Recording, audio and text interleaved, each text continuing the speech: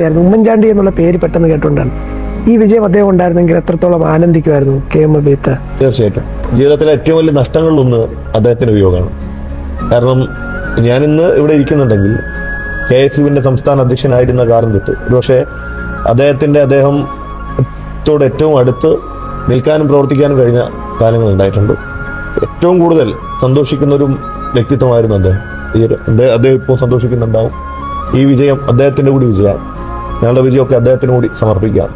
കാരണം അദ്ദേഹം കൂടി കൈപിടിച്ചാണ് ഞങ്ങളൊക്കെ ഇങ്ങനെ ഇവിടെ ഇരിക്കുന്നത്. ഒരുപാട് തവണ പുതുപ്പള്ളി വരികയും വിവാഹത്തിന്റെ അന്നും പുതുപ്പള്ളിയിൽ വരികയൊക്കെ ചെയ്തിരുന്നു, വിവാഹത്തിന് മുമ്പും ഒക്കെ. സ്വാഭാവികമായിട്ടും അബീത്ത് എന്ന് പറയുമ്പോൾ അദ്ദേഹത്തിന്റെ വാഹനത്തിനകത്ത് എത്രയോ യാത്ര ചെയ്തിട്ടുള്ള ആണല്ലോ. ഉമ്മൻചാണ്ടി സാർ എന്ന് പറയുമ്പോൾ ആ ഒരു ഇതും കൂടി ഉണ്ട്. അബീത്ത് വളരെ വൈകാരികമായി നിൽക്കുകയാണെന്നാണ് എൻ്റെ.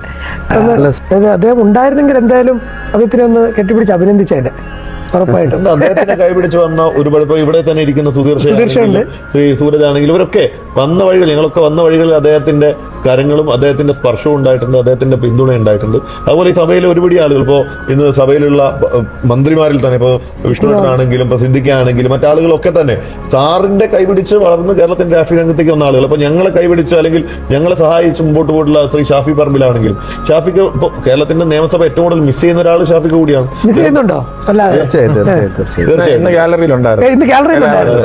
അപ്പൊ അദ്ദേഹം ഉൾപ്പെടെയല്ല. അപ്പൊ ഞാൻ പറയുന്നത് ഇപ്പം ഷാഫി പറമ്പിലാണെങ്കിലും വിഷ്ണുവാണെങ്കിലും സിദ്ദിഖയാണെങ്കിലും അവരൊക്കെ സാറിന്റെ കൈപിടിച്ച് വന്ന ഇന്നത്തെ ചെറുപ്പക്കാരായ തലമുറയിലെ നേതാക്കളിൽ ഒഴിച്ചുകൂടാൻ കഴിയാത്ത ആളുകളൊക്കെ വന്ന് അദ്ദേഹത്തിനെ കൈപിടിച്ചാണ്.